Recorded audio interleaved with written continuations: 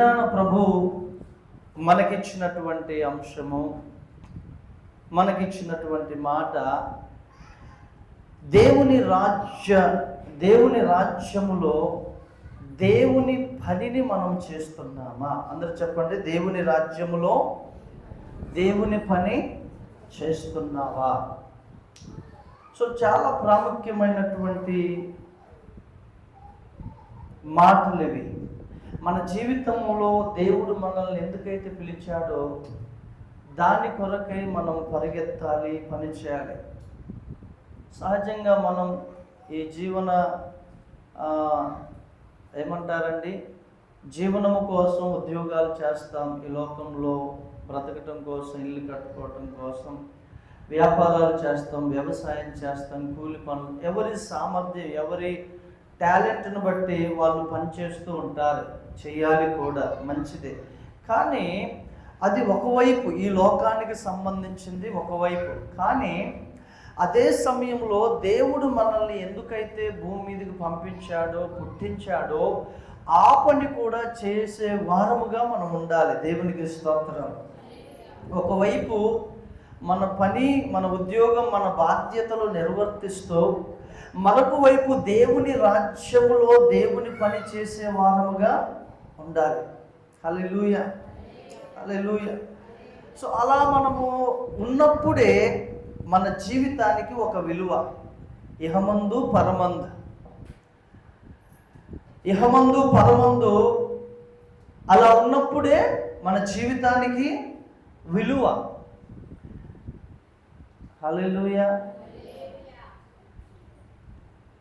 కేవలం మన పొట్టకూటి కోసమే, కేవలం మనం లగ్జరీగా బ్రతకడం కోసమే మాత్రమే కాకుండా దేవుని రాజ్య పనిలో కూడా మన వంతు మనం పనిచేసే వారముగా ఉండాలి. దేవునికి స్తోత్రం. దేవుడు ప్రతి ఒక్క వ్యక్తిని ఆయన ఎదురు చూస్తూ ఉన్నాడు. దేవుని స్తోత్రం. 13వ అధ్యాయం అపోస్తల కార్యముల గ్రంథం, ఒక మాట చదివి మనం దేవుని వాక్యంలోనికి వెళ్దాం. బైబిల్లో ఉన్న వారు అందరూ అపోస్తలుల కార్యముల గ్రంథం 13వ అధ్యాయము 36వ వచనం కనుక చూసినట్లయితే, దావీదు దేవుని సంకల్పము చొప్పున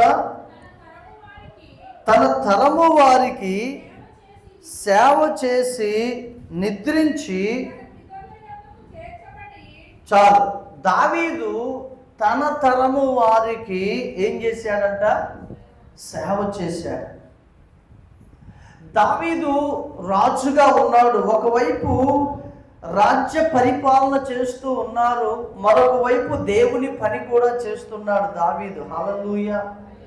దేవుణ్ణి ఆరాధించే విషయంలో కానీ, దేవుని స్తుతించే విషయంలో కానీ, దేవుని కొరకైన మందిరములు కట్టించే ఆ సమకూర్పు విషయంలో కానీ, ఏమంటే దావీదు ఎంతగానో పని చేస్తున్నాడు. రై బాబు కూర్చో.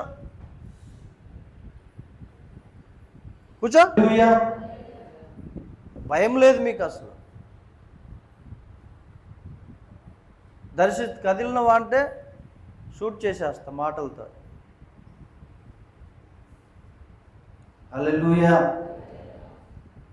ఇక్కడ దావీదు తన తరము వారికి సేవ చేశాడు. ఇంకో మాట చూడండి, లూకా సువార్త 1వ అధ్యాయము, దయచేసి అందరూ బైబిల్స్ తెరవాలండి.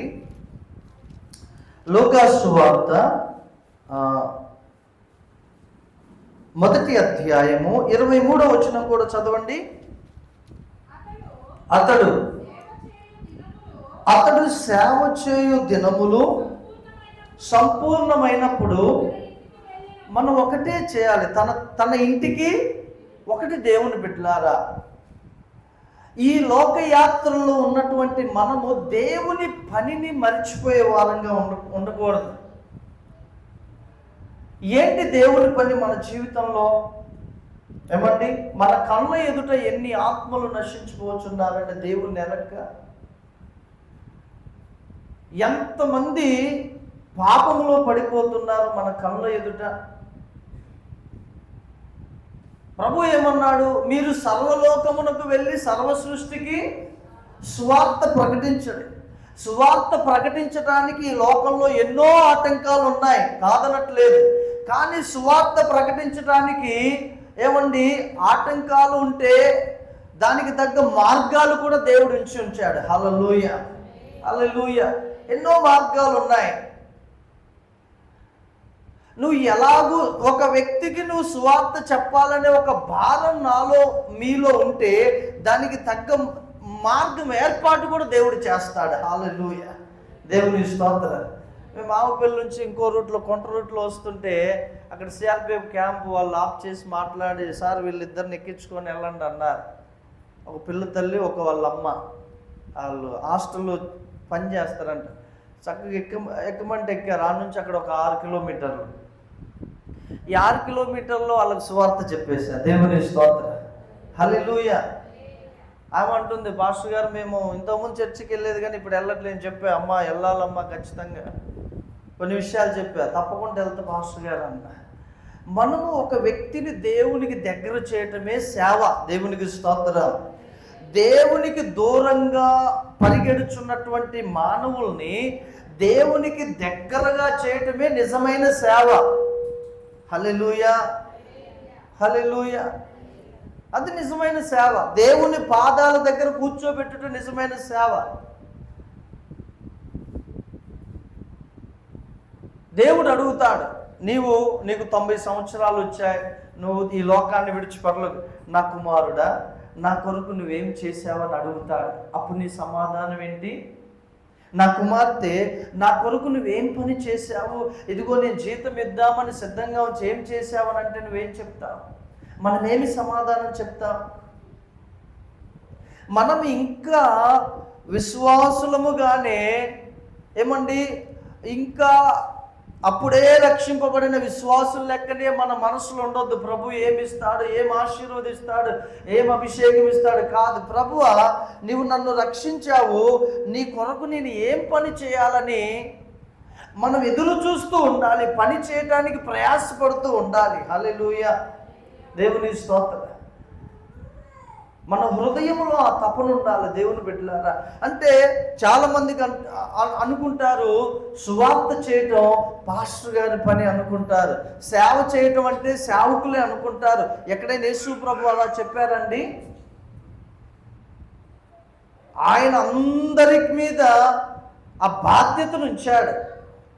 ప్రతి ఒక్క క్రైస్తవుని మీద ఆ బాధ్యతను ఉంచాడు. దేవునికి స్తోత్రం, హల్లెలూయా. ఒకసారి చూడండి, యోహాను సువార్త 5వ అధ్యాయం 17వ వచనం. 5వ అధ్యాయం 17వ వచనం చూడండి. యోహాను సువార్త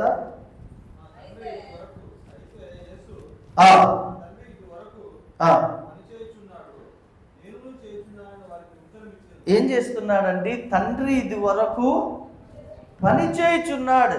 అయితే యేసు కూడా నేనును పని చేయుచున్నానని వారికి ఉత్తరం ఇచ్చాడు. దేవునికి స్తోత్రం కలుగును గాక. ఏమంటే మీలో ఎంతమంది ప్రార్థన చేస్తారు? చేయి చూపించండి ప్రతిరోజు. ప్రభు మిమ్మల్ని దీవించును గాక. ఎంతమంది పాటలు పాడుకుంటారు? దేవుడు మిమ్మల్ని దీవించును గాక. ఎంతమంది వాక్యం చదువుతూ ఉంటారు? మీరు చదవరా? ఎస్, దేవుడు మిమ్మల్ని దీవించును గాక. ఆమేన్. సో ఇవన్నీ అందరూ చేసేదే, ఈ లెవెల్, ఈ స్టాండర్డ్, ఇది అందరూ చేసేదే. కానీ పని ఎంతమంది చేస్తున్నారు? దేవుని పని. షాన్వి, ఎంతమంది చేస్తున్నారు పని, దేవుని పని? చెప్పండి. సువార్త చేస్తున్నారా? నీ కొలీగ్స్కే, నీ ఉద్యోగస్తులు, సహ ఉద్యోగులు, లేకపోతే నీ వ్యాపారంలో, లేకపోతే నీ ఇంటి పక్క వారు, ఎవరైతే నాశనానికి నరకానికి దగ్గరగా ఉన్నారో దేవుని ఎరగగా, వాళ్ళకి నీ జ్ఞానము చొప్పున లేదా నీలో ఉన్న దేవుని ప్రేమను బట్టి వాళ్ళకి తెలియజేస్తున్నావా? ఇది కదా పని చేయటం. దేవుని స్తోత్రం కలుగునుగా. హల్లెలూయా. పని చేసేవారు కావాలని దేవుడు ఆశపడుచున్నాడు. నీవు ఈ లోకంలో ఏ పనైనా వెళ్ళిపో, కానీ ఆ పనిలో దేవుని పని కూడా నువ్వు చేసే వ్యక్తివిగా ఉండాలి. ఇక్కడ ఏమన్నాడంటే, నా తండ్రి ఇది వరకు పని చేయుచున్నాడు, నేనును చేయుచున్నాను. హల్లెలూయా. నేనును చేయుచున్నాను. రమణకున్నారు రావిగుడు, సంవత్సరానికి ఇద్దరినైనా పట్టుకొని వస్తుంది. వాళ్ళు నిలబడకపోని తర్వాత సంగతి దేవుడు చూసుకుంటాడు. కానీ మనం సువార్త చెప్పామా లేదా? ఆమేన్. హల్లెలూయా. మనము ఏమండి దేవుని యొద్దకు ప్రజలు నడిపించామా లేదా? మనం రాహిలకు కూడా ఆమె పేరు మిరియాం అని పేరు పెట్టాం. మేమందరం 5 మంది వెళ్ళాం. మహిమ, సియోన్ బదర్, శాంతి, రాహిలక్క, ఇంకెవరు, మిరియాం. అక్కడ వెళ్ళి ప్రార్థన పెట్టి వచ్చాం. ఇప్పుడు వాళ్ళ ఇంట్లో వేరే సంఘస్థులు వచ్చి వాళ్ళని బలపరుస్తూ ప్రార్థన పెడుతున్నారు. హల్లెలూయా. సువార్త చేసి దేవుని దగ్గరకు నడిపించడం ఇంపార్టెంట్. దేవుని బిడ్డలారా, నువ్వు మందిరంలో పనిచేస్తున్న దేవుడు నిన్ను దీవించునుగాక. హల్లెలూయా. ఇది మనం అందరం కామన్గా చేయవలసిన పనులు. సాపులు వేయటం, మైక్ పెట్టడం, ఏమన్నా ప్రోగ్రాం జరిగితే వంటలు వండటం, పరిచర్య చేయటం, తొడవటం, ఆకులు ఎత్తేయటం, ఇది ఓకే. కానీ దీన్ని మించింది ఏంటో తెలుసా? దేవుని సువార్త. హల్లెలూయా. దేవుని సువార్త చేయటానికి నీవు ఇలా బైబిల్ పట్టుకొని, ఏమండి, లేకపోతే మగవాళ్ళు ఇట్లా బైబిల్ పట్టుకొని ఇన్సర్ట్ వేసుకొని, ఆడవాళ్ళు అయితే ముసుగేసుకొని వెళ్ళి సువార్త చెప్పడం, అది అట్లా కాదు. హల్లెలూయా. ఇలా బైబిల్ పట్టుకొని ఇలా ఒక క్రైస్తవ వేషం వేసుకొని వెళ్ళటం కాదు. నువ్వు ప్రయాణం చేస్తున్నా, నువ్వు ఉద్యోగం చేస్తున్నా, ఎక్కడైతే ఒక వ్యక్తి అవసరతలో నీకు కనబడతాడో ఉన్న పాటను వెళ్ళి వాళ్ళకి సహాయం చేసి ఆ సహాయము ద్వారా దేవుణ్ణి తెలియచేయటం ఉందే, అది సువార్త. దేవునికి స్తోత్రం. ఒత్తికెళ్ళే యేసుప్రభు నమ్ముకో అంటే లాగా ఒకటి ఇస్తారు కాదు. వాళ్ళు ఏ అవసరతలు ఉన్నారో చూడాలి, ఏ అక్కర్లో ఉన్నారో చూడాలి. కొంతమంది వదిన ఇలా ఉంది నా సమస్య అని వస్తారు సహజంగా, మీ ఇంటి పక్కన వాళ్ళు. లేకపోతే అమ్మ ఇలా ఉంది అని అంటారు. అప్పుడు ఏం చేయాలి? నువ్వు ఆదరించాలి. ఆదరణలో యేసు ప్రభు ఆదరణ ఎలా ఉంటుందో వాళ్ళకు పరిచయం చేయాలి. హల్లెలూయా. దేవుని స్తోత్రం. ఏ విధముగానైనా నువ్వు యేసు ప్రభువుని వాళ్ళకు పరిచయం చేయటమే, అది ఒక్క మాటైనా 2 మాటలైనా అదే సువార్త. అదే నువ్వు దేవుని దగ్గరకు ఆ వ్యక్తిని నడిపించిన వాడు. హల్లెలూయా. తండ్రి పని చేయుచున్నాడు, ఇదివరకే నేనునో పని చేయుచున్నాను. దేవుని ఆశీర్వాదాలు తీసుకొని వాటిని అనుభవిస్తూ మనం ఇంట్లో ఉంటే దానివల్ల పరలోకంలో మనకేం ఫలము ఉండదు. సంగమా, మిమ్మల్ని మరొక స్థాయికి మిమ్మల్ని లేపాలని ఆశపడుతున్నాను. మనము పని చేసే వారముగా ఉండాలి. దేవునికి స్తోత్రం. పని చేసే వారముగా ఉండాలి. ఎన్ని అవకాశాలు నీ ఎదుటికి వచ్చాయి, ఎంతమంది వ్యక్తులు తమ బాధలను నీతో పంచుకున్నారు, ఎంతమంది అలా ఏమండి. ఒక వ్యక్తి, ఒక అంకుల్ రక్షింపబడ్డాడు. ఎలాగో తెలుసా? నేను నీళ్ళకాన్ని తీసుకొని వెళ్తున్నాను, వాటర్ నింపుకొని. అక్కడ మధ్యలో టెంపుల్ ఉంటుంది. అక్కడ ఒక అంకుల్ ఎక్సెల్ వేసుకొని వచ్చి అది తగిలి కింద పడిపోయా. నేను స్టాండ్ వేసి క్యాన్ అక్కడ పడేసి వెళ్ళి అంకుల్ని లేపి ఆ కాళ్ళన్నీ తుడిచి నీళ్ళు ఇచ్చి, ఎవరు బాబు నువ్వు అన్నాడు. నేను ఇట్లా పాస్టర్ గారిని అన్నా, నాకు ప్రార్థన చేద్దురా అన్నాడు. దేవుని స్తోత్రం. ఒక అన్యుడు. వెళ్ళాను. ఆ తర్వాత పరిచయం చేసుకున్న, మాట్లాడా, సువార్త చెప్పా, చక్కటి ఆరాధన చేశాడు. ప్రతి ఆదివారం చర్చికి వచ్చేవాడు. హల్లెలూయా. పరలోకంలో నీకు మహిమ కిరీటము నువ్వు పొందుకోవాలి, లేదా దేవుడు నీకు ఇవ్వాలి అని అంటే ఖచ్చితంగా నువ్వు దేవుని పని చేయాలి. దేవుని స్తోత్రం. ఎన్నో పనులు చేస్తామండి లోకంలో. మనం మంచి పనులు చేస్తాం, చెడ్డ పనులు చేస్తాం. మంచి కార్యాలు చేస్తాం, దేవుని నమ్ముకో ముందు చెడ్డ కార్యాలు చేసి ఉన్నాం, నమ్ముకోక ముందు కూడా మంచి కార్యాలు చేసి ఉన్నాం. కానీ దేవుని పని, ప్రైజ్ ది లార్డ్. చూడండి, యెషయా గ్రంథం 6వ అధ్యాయము, యెషయా గ్రంథం 6వ అధ్యాయము 8వ వచనం చదవండి అమ్మ దయచేసి. 8వ వచనం.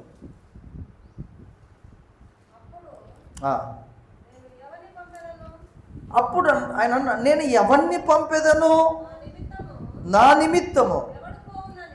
చూసారండి, దేవుడు అంటున్నాడు అప్పుడు యెషయా తోటి, అప్పుడు నేను ఎవరిని పంపెదను, మా నిమిత్తం ఎవడు పోవునని ప్రభువు సెలవీయగా వింటిని, అంతట నేను చిత్తము నేనున్నాను నన్ను పంపుమనగా. హల్లెలూయా.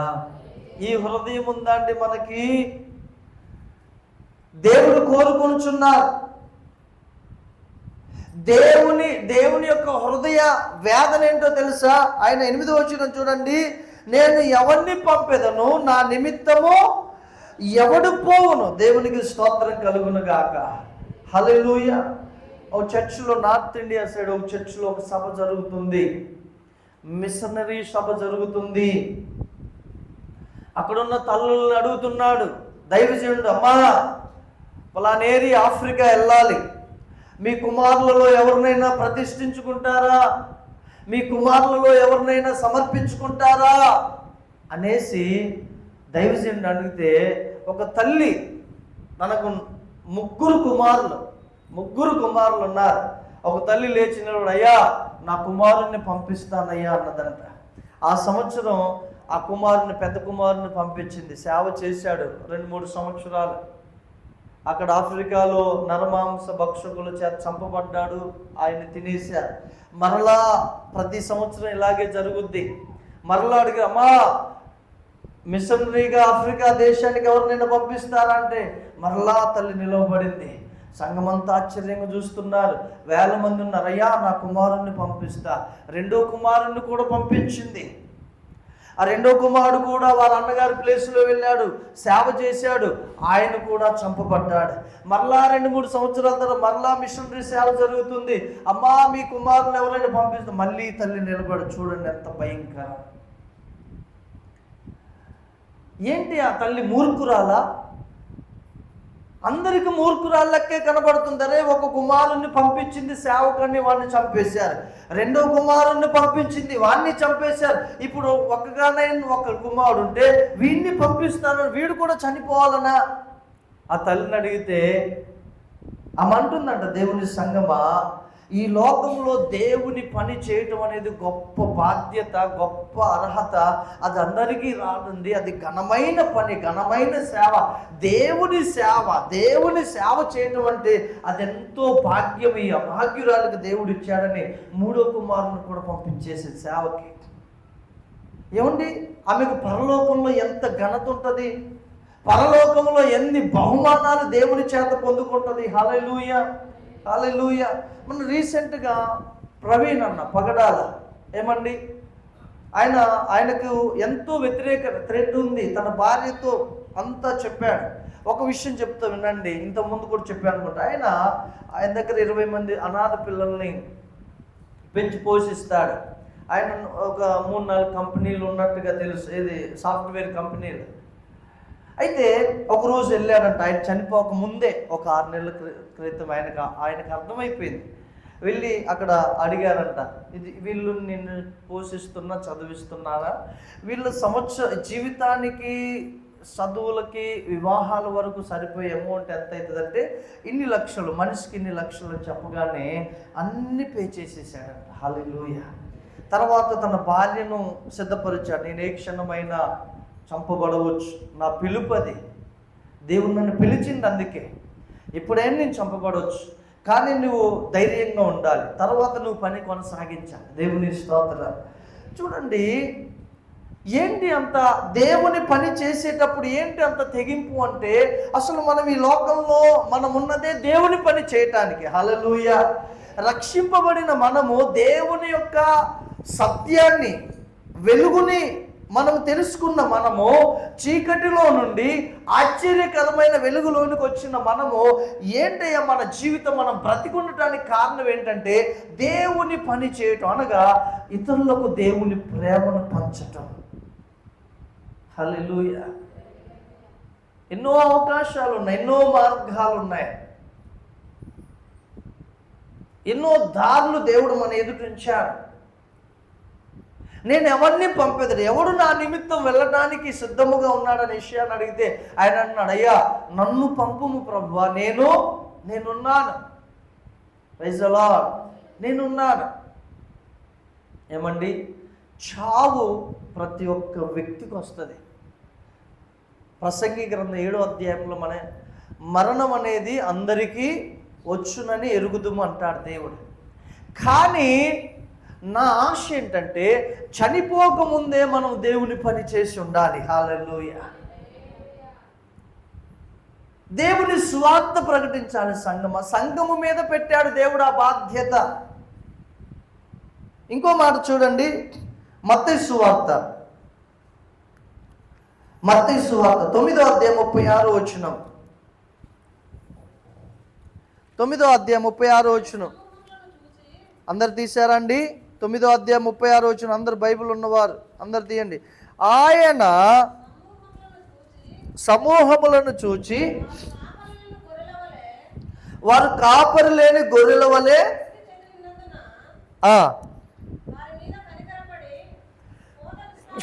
సారీ 37వ వచనం చూడండి. కోత విస్తారమే గాని పనివారు కొద్దిగా ఉన్నారు గనుక తన కోతకు పనివారిని పంపుడని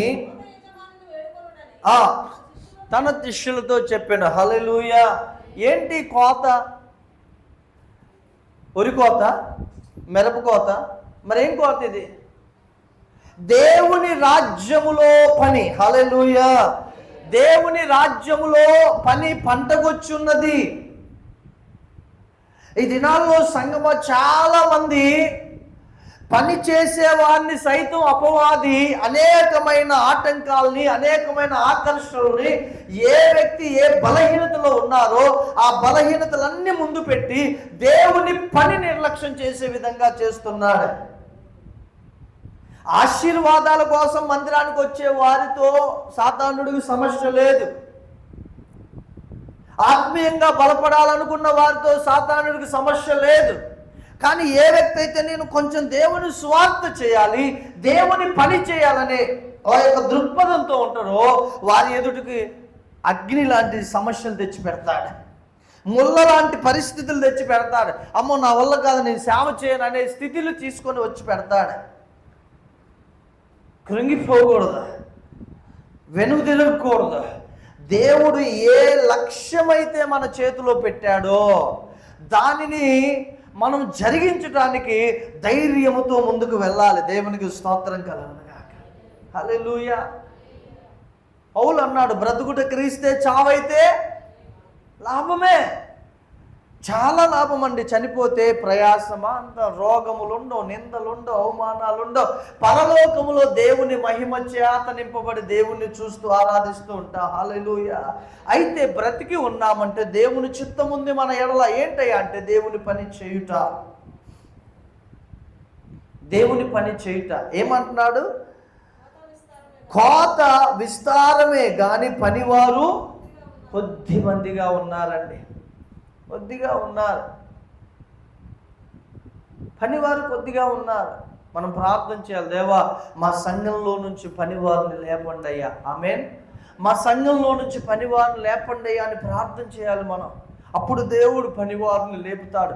ఎవరికి వస్తుందో? నీ కుమారుడికే రావచ్చు ఆ దర్శనం, ఆ భారం, ఆ భాగ్యం నీకే రావచ్చు. అయితే మనం ప్రార్థన చేయటం ప్రారంభించాలి. దేవునికి మహిమ కలుగును గాక.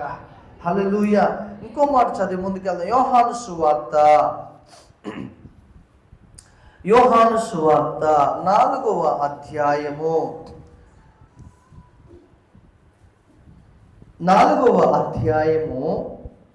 34వ వచనం చదివినట్లయితే, యేసు వారిని చూచి నన్ను పంపిన వాని చిత్తము నెరవేర్చుటయు ఆయన పని తుదముట్టించుటయు. చప్పట్లు కొట్టి ప్రభువుని మహిమపడతాం. హల్లెలూయా, హల్లెలూయా. యేసు ప్రభు అంటున్నారండి, నన్ను పంపిన వాని చిత్తము నెరవేర్చుట. ఏంటి నీ జీవితంలో దేవుని చిత్తం? ఒకసారి ఆలోచించు. 3 పూట్ల తిని హాయిగా పడిపోవటమా దేవుని చిత్తం నీ ఎడల? సంగమా, లోకములో నీ బంధువుల్లోని అనేకులు రక్షణ లేక నశించుకోవచ్చుదా? ప్రార్థన చేయి, కన్నీరు కావచ్చు వారి కొరకు. నీ స్నేహితురాళ్ళు, నీ స్నేహితులే నశించిపోతున్నారు. వారికి సువార్త ప్రకటించు. ఇంకా ప్రభు ఏమంటున్నారండి కింద లైన్లో, ఆయన పని తుదముట్టించుటయు నాకు ఆహారమైంది. యేసు ప్రభు ఎంత భారం కలిగి ఉన్నాడు ఈ లోకంలో. ఆయన పని తుదముట్టించుట నాకు ఆహారం. ఆహారం అంటే ఆకలి, అన్నం. దేవుని స్తోత్రం, హల్లెలూయా. ఆయన పని తుదముట్టించే ఒక ఆశతో మనం ఉండాలి దేవుని బిడ్డలారా. ఆ భారం మనలో ఉండాలి.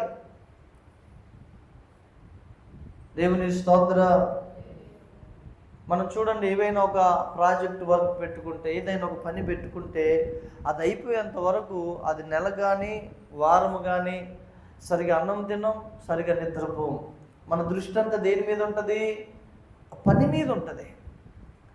దేవుని బిడ్డలముగా ఈ లోక పని విషయంలోనే మనం అంత సీరియస్నెస్గా ఉంటే, దేవుని రాజ్య పనిలో మనం ఎంత సీరియస్గా ఉండాలి? మన హృదయం ఎంత వేదనగా ఉండాలి? అదే ప్రశాంత్, మన ప్రేమ వాళ్ళ ఫ్రెండ్ ఉన్నారు అరుణ్, ఏమండి, ఎనోష్ తమ్ముడు చక్కగా డ్యూటీకి వెళ్తాడు. ఆటోలు వెళ్ళిన ఏదన్నా బండి లిఫ్ట్ అడుగుతాడు. వెళ్ళేటప్పుడు వాళ్ళకి మంచిగా స్వార్థ చేస్తాడు ప్రేమగా. హల్లెలూయా. పని జరగాలండి, దేవుని పని చేయాలి. దేవుని స్తోత్రం. ఈ మధ్యాహ్న కాల సమయంలో మీలో ఎంతమంది దేవుని పని చేయడానికి మీ మనసు కుదుర్చుకుంటారా? ఎన్ని మార్గాలు లేవు. మీ వాట్సాప్ కాంటాక్ట్స్ ఎంతమంది లేరు? మీ స్నేహితురాలు ఒక వాక్యం, ఒక ప్రేమ కలిగిన దేవుని మాట వాళ్ళు చదువుకుంటే వాళ్ళకు ఆదరణ కలుగుద్ది. పెట్టండి, అది ఒక సువార్తే.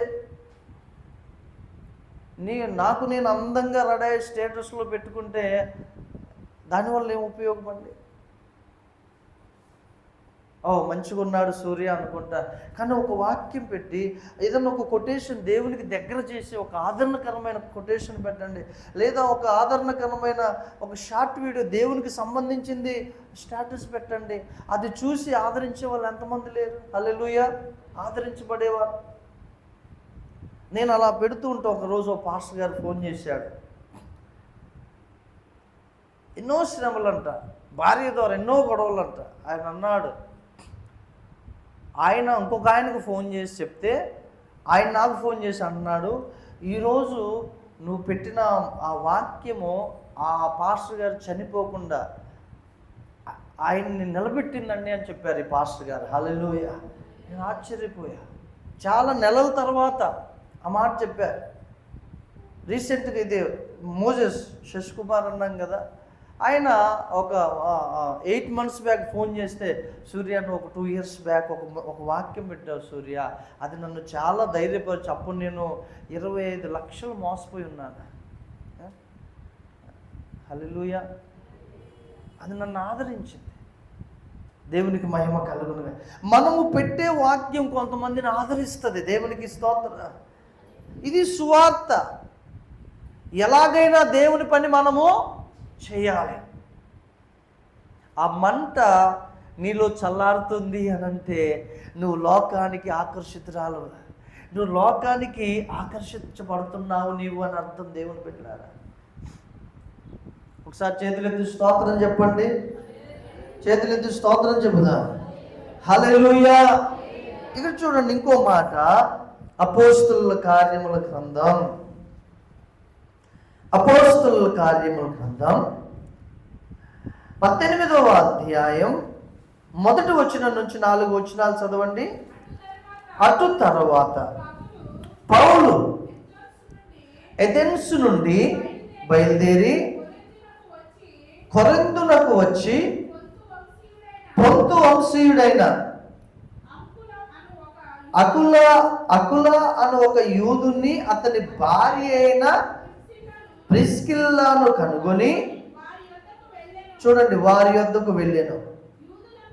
యూదులందరూ రోమా విడిచి వెళ్ళిపోవాలనని క్లౌదియా చక్రవర్తి ఆజ్ఞాపించినందున వారు ఇటలీ నుండి క్రొత్తగా వచ్చిన వారు వారు, ఈ మాట జాగ్రత్తగా, వారు వృత్తికి డేరాలు కుట్టువారు.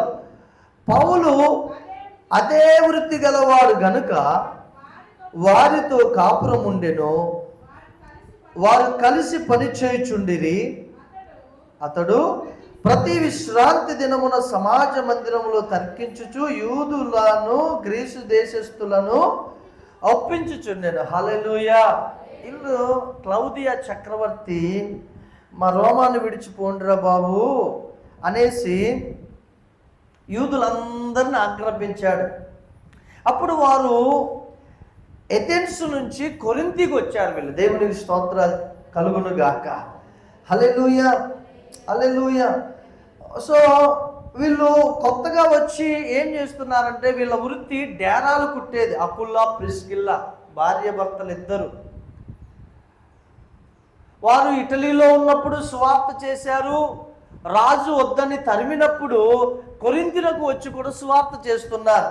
మరి చూడండి, దేవుడు పౌలు ఒంటరిగా తాను ప్రయాణం చేస్తున్నాడు కాబట్టి చక్కటి కుటుంబాన్ని పౌలునకు జత చేశాడు. దేవునికి స్తోత్రం కలుగును గాక. మరలా చెప్తున్నా, సేవకునికి కొన్నిసార్లు కొన్ని కుటుంబాలను దేవుడు పరిచయం చేస్తాడు. హల్లెలూయా. కొంతమంది ఆర్థికంగా సపోర్ట్ చేసే వాళ్ళు ఉంటారు. కొంతమంది ఆ ప్రాంతాల్లో సువార్త ప్రకటించడానికి వీలు కల్పించేవారిగా ఉంటారు. కొంతమంది కొన్ని అంటే ఒక్కొక్క కుటుంబం ఒక్కొక్క విధంగా సేవకుని ప్రోత్సహిస్తూ బలపరుస్తూ సేవలో ముందుకు వెళ్ళే విధంగా సహకరిస్తారు. హల్లెలూయా. ఇది దేవుడు చేసే కార్యం. మీరు అంతే. ఒక్కొక్క కుటుంబాన్ని ఒక్కొక్క విధంగా, అటు చింతల బేరంలో ప్లేస్ తీసుకోవడానికి దేవుడు ఎంతో అద్భుతం దానికి మన ఆర్కే సార్ని, దిలీప్ సార్ని దేవుడు వాడుకున్నాడు. హల్లెలూయా. అంటే ఒక్కొక్కరు దేవుని పని జరిగించడానికి ఒక సేవకునికి ఒక ఆదరణగా, ఆర్థికంగా సహకరించే ఒక కంఫర్ట్గా దేవుడు వాళ్ళని నేర్పిస్తాడు. దేవుని స్తోత్రం. కొంతమందిని వారి కొరకు ప్రార్థన చేసే కుటుంబాలుగా దేవుడు వారిని ప్రేరేపిస్తాడు. ఆమె ఇక్కడ పౌలుకి అకుల్లా ప్రిస్కిల్ అనే కుటుంబం పరిచయం అవగానే వీళ్ళిద్దరూ సేమ్ డ్యూటీ. ఏంటి వాళ్ళ డ్యూటీ? వాళ్ళ పని డేరాలు కుట్టేవారు. వీళ్ళు డేరాలు, బ్రతుకు తెరువు కొరకు డేరాలు కుడతారు. దేవునికి స్తోత్రం. ఇంకొకటి దేవుని స్వార్థ ప్రకటించడం కొరకు కూడా వారి వృత్తులను వాడుకుంటారు. ఆమేన్, హల్లెలూయా. చూడండి ఎలాగూ అనంటే 3వ వచనం, వారు వృత్తికి డేరాలు కుట్టువారు. పౌలు అదే వృత్తి గలవాడు కనుక వారితో కాపురం ఉండెను. వారు కలిసి పని చేయుచుండేరే. ఏం చేస్తున్నారండి కలిసి? ఏ పని? మీకు అదే తెలుసా? ఏం పని చెప్పాలి? ఏం పని? కలిసి పని చేస్తున్నారు. వారు చేసే పని వృత్తికి డేరాలు కుడుతున్నారు. అది కంటిన్యూ కాదు. మీకు అర్థమవుతుందా? మా వృత్తి ఇదండి, మేము ఇది చేస్తామంటే కుండలు చేస్తాం. మా వృత్తి ఏంది? చెక్క పని చేస్తాం. మా వృత్తి ఏంది? డేరాలు కుడతాం. కానీ వీరు కలిసి ఏం పని చేస్తున్నారంటే 4వ వచనం చదివినట్లయితే, అతను ప్రతి విశ్రాంతి దినమున సమాజ మందిరములో తర్కించు యూదులను గ్రీసు దేశస్తులను ఒప్పించుచు పౌలుతో పాటు వీళ్ళు వెళ్తున్నారు. Aquila Priscilla. వీరు వృత్తి, వీరు ఉద్యోగం, వీరు వ్యాపారం వీళ్ళు చేస్తున్నారు. అదే సమయంలో దేవుని పని కూడా కలిసి చేస్తున్నారు. హల్లెలూయా, హల్లెలూయా. కలిసి చేస్తున్నారు పని. అలా సువార్తకి వెళ్దాం రండి అంటే, అబ్బు పాస్టర్ గారు మీరు వెళ్ళండి, మేము రాము. ఎంతమంది చదువుకున్న వాళ్ళు ఉన్నారండి. ఎంత విధముగా సేవకునికి సువార్తకు వెళ్తుంటే తోడు రావాలి, ఎంకరేజ్ చేయాలి, బలపరచాలి, ధైర్యపరచాలి. హల్లెలూయా. లేదు సేవకుడు సంఘంలో లేనప్పుడు బుధవారం ప్రార్థన, శుక్రవారం ప్రార్థన, పాస్టర్ గారు మేము ఉన్నామని ఎంత ధైర్యపరిచేవారని ఆ స్థితికి లెగాలండి. సేవకునితో పాటు పరిచర్యలో కలిసి పనిచేసే స్థితికి సంఘం లేపబడాలి. ఆమె చెప్దా. హల్లెలూయా. అగో ఆమె అమ్మాయి చేస్తుందిలే, ఆ అబ్బాయి చేస్తానులే, ఆ బ్రదర్ చేస్తానులే, ఈ సిస్టర్ మనకెందుకు లేనో నేను చేస్తాను. ఎంతమంది ఫోన్ చేశారండి? నేను సభలకి మీటింగ్కి వెళ్ళినప్పుడు పాస్టర్ గారు క్షేమంగా చేరుకున్నారా? వాక్యం మంచిగా నడుస్తుందా? ప్రజలు దీవింపబడుతున్నారా? మీ ఆరోగ్యం బాగుందా? మీరు తిన్నారా? మీరు ఎలా ఉన్నారా అని ఎంతమంది ఫోన్ చేశారండి నాకు? భాస్కర్ అని ఒక్కడు ఫోన్ చేశారు, బ్రదర్ ఎలా వస్తున్నారు? ఏమంటే ప్రేయర్ చేయండి బ్రదర్, ఇలా ఉంది పరిస్థితి, రోడ్లు అంతా ఇది, కారు ఇరక్కపోయింది, గుద్దుకుంది అని. అదొక కంఫర్ట్, సేవకునికి అదొక ధైర్యం. ఫోన్ చేసి, అన్నా ఎలా జరుగుతున్నాయి మీటింగ్స్, మేము ప్రేయర్ చేస్తున్నాం మీ కొరకు. అది ఎంత ధైర్యం అండి ఒక సేవకునికి. పోయార్రా బాబు, దరిద్రం పోయింది, ఇప్పుడు మన అడిగేవాడు ఎవరు లేరు అనుకుంటాం మనం కొంతమంది. ఇక మనకు ఫోన్లు చేసి ఇసుకించారు, రండి ప్రార్థనకి, అక్కడ ప్రార్థనకి రండి అన్న. కాదండి, సంఘం అలా ఉండకూడదు. ఒక సేవకుడు పౌలుకి అకుల్ల ప్రిస్కిల్ ఎలా తోడుగా ఉన్నారో ఏమండి, ఆ రిలేషన్ కావాలి సంఘంలో. ఆమేన్, హల్లెలూయా. ఇంకా కొంచెం దిగి చెప్తా. ఒక సేవకుడు ఒక మీటింగ్స్కి వెళ్తున్నారు, సపోజ్ ఏమండి, ఒక కుటుంబం, అరే మన ఈ ఆంధ్రాలోనైతే ఇలాగ ఆలోచిస్తారు కొంతమంది. అరే మన సేవకుడు ఎప్పుడూ వేసుకున్న బట్టలు వేసుకొని వెళ్తున్నాడు ఏంట్రా, మన కుటుంబం ఒక జత తీద్దాం, మంచి మీటింగ్స్కి వెళ్తున్నాడు, మంచి చెప్పులు కొనిద్దాం, మంచి బ్యాగ్ కొనిద్దాం. ఇది సేవలో ఒక పని చేయుచున్న వ్యక్తికి ఒక ఆదరణ. దేవునికి స్తోత్రం. అలాగని మీ డబ్బులు నేను ఆశించట్లేదు. ఇది మనం చేసినప్పుడు, నేను అలా చేశాను, నేను పనిచేసే దినాల్లో మేము అలా చేశాం. హల్లెలూయా, హల్లెలూయా. సేవకుడు వేసుకున్న బట్టలు వేసుకుంటున్నాడు ఏంటి, మనం చేద్దాం ఏమండి.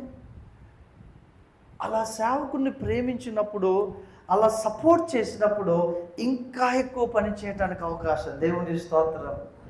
అన్నిసార్లు మీటింగ్స్కి వెళ్ళినప్పుడు వచ్చేస్తాడు సేవకుడు, రాగానే నలుగురు వస్తారు ఆయన వెంబడి. నాకు ఎంత సంతోషమా, ఎంత ఆనందమా. అలా ప్రేమించే వాళ్ళు ఉండాలండి సేవకుని చుట్టూ, ఆదరించే వాళ్ళు ఉండాలి. హల్లెలూయా, హల్లెలూయా. ఈ మీటింగ్స్ కండి, ఈ బ్రదర్ వాళ్ళ సంఘం 40 రోజులు ఉపవాసం ఉండి ప్రార్థన 40 రోజుల నుంచి ప్రార్థన చేస్తున్నారు, పని చేస్తున్నారు, ఆర్థికంగా సహకరిస్తున్నారు. అది కదా సంఘం అంటే. అలా చేయటాన్ని బట్టి ఏం జరుగుద్దో తెలుసా, పని ఎక్కువగా జరుగుద్ది. దేవునికి చప్పట్లు కొట్టి మహిమ పొందాలి. హల్లెలూయా, హల్లెలూయా. పని ఎక్కువగా జరుగుద్ది, దేవుని పని. నా చేతికి ఏమైనా ఉంగరాలు ఉన్నాయా ఏమండి, నా మెల్లో ఏమన్నా గొలుసులు ఉన్నాయా? ఉండవు. ఇప్పుడే కాదు, నేను చనిపోయినాక కూడా చూడండి, నా చేతికి ఉండవు, నా మెల్లో ఉండవు. నా హృదయ వేదన ఏంటంటే దేవుని పని జరగాలి. దేవునికి స్తోత్రం. హల్లెలూయా. ఏమండి, ఇక్కడ ఇల్లు కట్టుకోవాలంటే ఎప్పుడో కట్టేసుకునే వాళ్ళం మేము. కానీ ఎన్నో స్థలాలు మందిరం కోసం ఫస్ట్ ఉండాలి.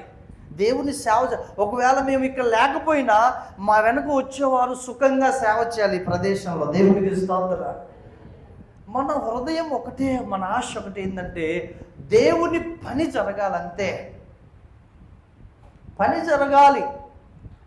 ఆరాధించే వాళ్ళు లక్షల మంది, వాక్యం చెప్పేవారు లక్షల మంది, ప్రార్థించే వాళ్ళు ఉన్నారు లక్షల మంది, కానీ పని చేసే ఆ కేటగిరీలోకి వస్తే చాలా తక్కువ. అందుకే ప్రభు అంటా, పనివారి కొరకు ప్రార్థన చేయండి, కోత యజమానునికి ప్రార్థన చేయండి, పనివారిని పంపించమని. పనివారు ఎంతమంది అంట? కొద్దిమంది. ఏమంటే ఈ దినాల్లో సేవకులు కొద్దిమంది ఉన్నారు చెప్పండి బ్రదర్. ఎన్ని లక్షల మంది లేరు. పవన్ కూడా ఒక సేవకుడే, పాస్టర్ గారు. ఏమన్నా మీకు తెలుసా? అందరు సేవకులే, రోజుకు పుట్టుకొస్తున్నారు సేవకులు, నేను తప్పు పట్టట్లే. కానీ అందులో పని చేసేవారు, నిజముగా జెన్యూన్గా దేవుని పనిని జరిగించేవారు ఎంతమంది అండి? హల్లెలూయా, హల్లెలూయా. మనం పనిచేసే గుంపులో ఉండాలన్న ఆశ మన సంఘం. ప్రభు ఏమన్నాడు ఒకసారి అక్కడ చూడండి, మత్తయి సువార్త. ప్రభు ఏమన్నారండి? మత్తయి సువార్త 28వ అధ్యాయంలో 28వ అధ్యాయం 19వ వచనం చదవండి. కాబట్టి మీరు వెళ్ళి సమస్త జనులను అది దేవుని హృదయ భారం. దేవుని సంగమా, ఏంటది దేవుని హృదయ భారం? సమస్త జనుల్ని ఎలా చేయాలంట? అందరు చెప్పాలి, శిష్యులుగా. ఒక విశ్వాసికి శిష్యునికి చాలా తేడాలు ఉన్నాయి.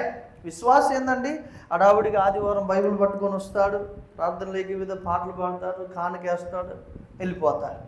శిష్యుడు ఎలా ఉంటాడా? శిష్యుడు దేవుని పనిలో ఒక బాధ్యత భారం కలిగి వెళ్తాడు ముందుకి. నా తండ్రి పని, నా యజమానుని పని అంతా కంప్లీట్ చేసుకుంటాడు. ఒక బాధ్యత విశ్వాసికి శిష్యునికి ఉన్న. యేసు ప్రభు ఎవరిని తయారు చేయమన్నాడు? సమస్త జనుల్ని. ఎలా? విశ్వాసిగానా శిష్యుడిగానా? శిష్యులుగా చేయమన్నాడు. మీరు శిష్యత్వంలోనికి, అనుభవంలోనికి రావాలి ప్రతి ఒక్క విశ్వాసి. దేవునికి స్తోత్రం. శిష్యునికి కలిగిన మనసు యెషయా గ్రంథంలో ఒక మాట చదువుదా, ఏమంటాడు తెలుసా ప్రభు? ఇప్పుడు వెతకాలన్నమాట. దేవుని స్తోత్రం, హల్లెలూయా. వినుబుద్ధి ప్రతి ఉదయమునే ఆయన, దయచేసి ఆ మాట ఎవరికైనా దొరికి త్వరగా. హల్లెలూయా. దేవుడు ఆయన కోరుకునేటటువంటి మన జీవితంలో ఎలా ఉండాలని ఆయన కోరుకుంటున్నాడంటే, మనము శిష్యులుగా ఉండాలని, ఆ భావన కలిగి ఉండాలని ప్రభు మనల్ని కోరుకుంటున్నాడు. మనం అలా కాకుండా దేవుని రాజ్యం యొక్క పనిలో మనము పాలి భాగస్థులముగా గనక ఉండకపోతే ఏమండి, మనము చాలా కోల్పోయే వారముగా ఉంటాము. చూడండి 50వ అధ్యాయం, యెషయా గ్రంథం 50వ అధ్యాయము 4వ వచనం చదవండి. 4వ వచనం, 50వ అధ్యాయము 4వ వచనం.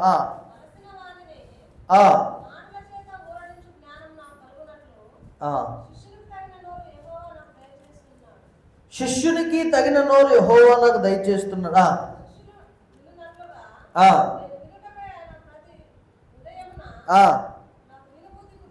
ఏం చేస్తున్నాడంటే, ప్రతి శిష్యునికి, శిష్యులు వినున్నట్లుగా నేను వినుటకు ఆయన ప్రతి ఉదయమున నాకు వినబుద్ధి.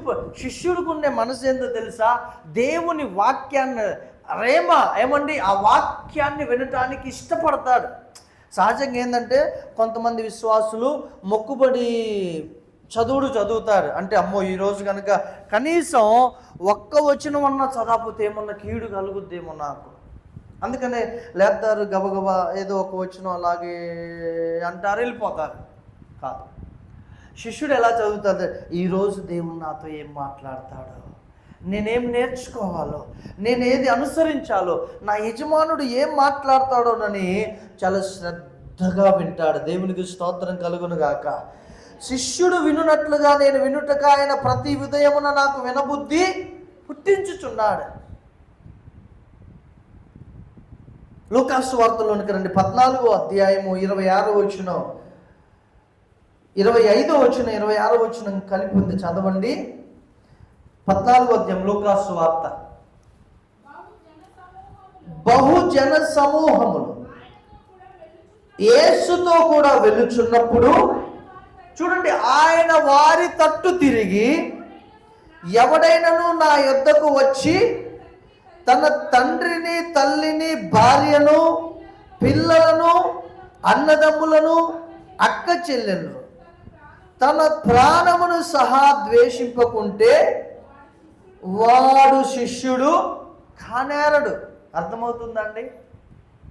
అంటే దీని మీనింగ్, ఇక కుటుంబాన్నంతా ఎడారిలో వదిలేయండి అన్న ప్రభు చెప్పేది.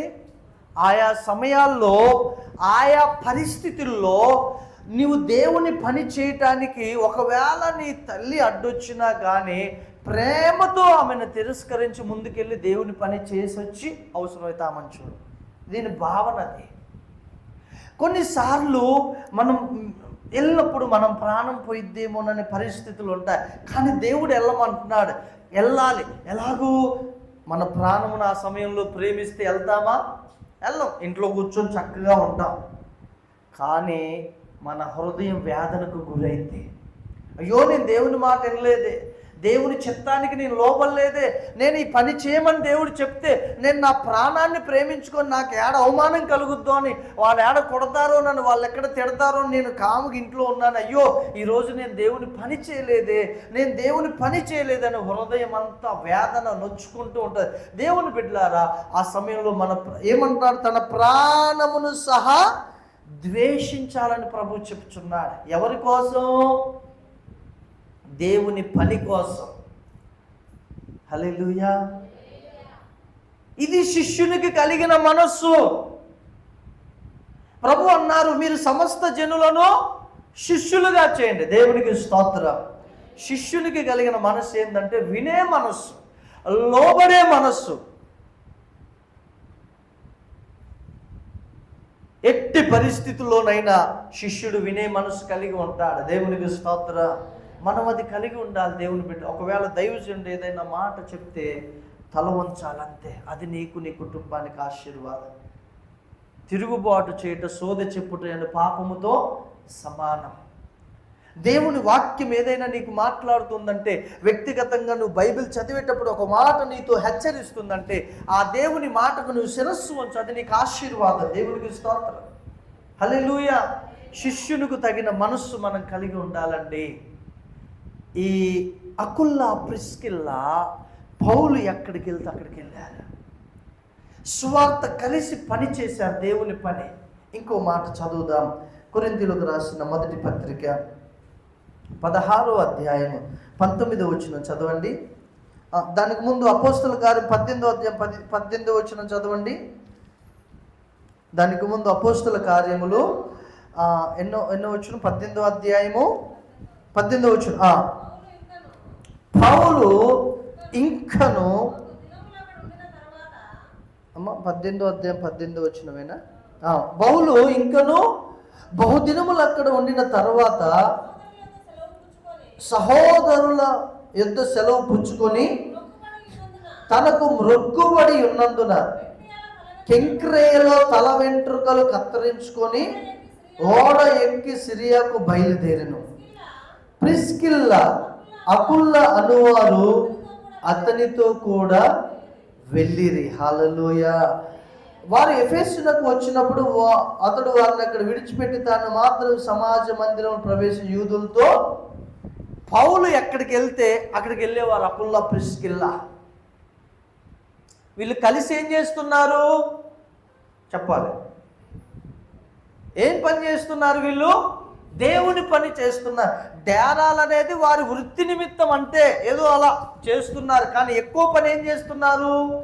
దేవుని పని. దేవునికి స్తోత్రం కలుగునుగా. దేవుని బిడ్డలారా, మనం దేవుని పని చేసే వారముగా ఉండాలి. దేవుడు ఈ అంత్య దినాల్లో అటువంటి బిడ్డల కొరకు ఎదురు చూస్తున్నారు.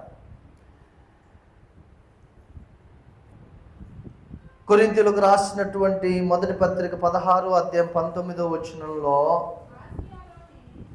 ఆసియాలోని సంఘములో వారు, చదవండి సిస్టరా, అకులా, ప్రిస్కిల్లా అనువారు వారి ఇంటున్న సంఘమును ప్రభువునందు మీకు అనేక వందనములు చెప్పుచున్నారు. చూశారా అండి? ఇక్కడ వీరు డేరాలు కుట్టుకునే ఈ పరిస్థితి ఎక్కడ వరకు వెళ్ళిపోయిందండి? వీళ్ళు వాళ్ళ ఇంట్లో సంఘము ఉన్నది. హల్లెలూయా. వారి ఇంట్లో సంఘం ఉన్నది.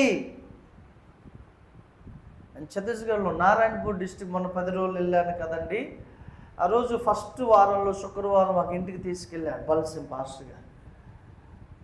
వాళ్ళ ఇంట్లోనే ఆరాధన. హల్లెలూయా. వాళ్ళ ఇంటి స్థలములోనే పెద్ద మందిరం కట్టించాడు అంకుల్. భార్య భర్త, 2 మగపిల్లలు. ఎంత భక్తి పరులంటే దేవుని కొరకు అలా వారిని వారు వారు వ్యవసాయం చేసుకుంటారు, దేవుని పని చేస్తారు. అటు వారు కూలి పని చేసుకుంటారు, ఇటు దేవుని పని చేస్తారు. హల్లెలూయా. ఒకటి శిష్యునికి తగిన మనసు ఏంటంటే, అంటే మీలో ఎంతమంది శుక్రవారం ఉపవాస ప్రార్థనకు వస్తున్నారు? ఇళ్ళల్లో ఖాళీగా ఉంటూ కూడా ఎంతమంది బుధవారం సాయంత్రం బైబిల్ స్టడీకి? శిష్యులు అయితే అలా ఉండరు, ఇంటి దగ్గర కాముగా. విశ్వాసులైతేనే అలా ఉంటారు. శిష్యుడు ఎప్పుడు వాక్యం వినాలని, నేర్చుకోవాలని, వినుబుద్ధి పుట్టించ ఆ యొక్క వినే మనస్సు కలిగి వస్తారండి దేవుని దగ్గరికి. హల్లెలూయా. ఒకటి ఒక దినాన ప్రభువు నిన్ను అడుగుతాడు, నా కొరకు నువ్వేం పని చేశావు, నీవేం చేశావు. ఒకవేళ మీ భార్య లేకపోతే మీ భర్తలు వ్యవసాయం, కూలి పనులకి, నువ్వు శుక్రవారం ఖాళీగా ఉంటే కాదు, అవసరమైతే పని చేసి ఉపవాస ప్రార్థనకు వచ్చి ప్రార్థన చేయి. నీ కుటుంబం ఎంత బ్లెస్సెడ్గా ఉంటుంది. ఎన్ని గొప్ప కార్యాలు నువ్వు చూస్తా.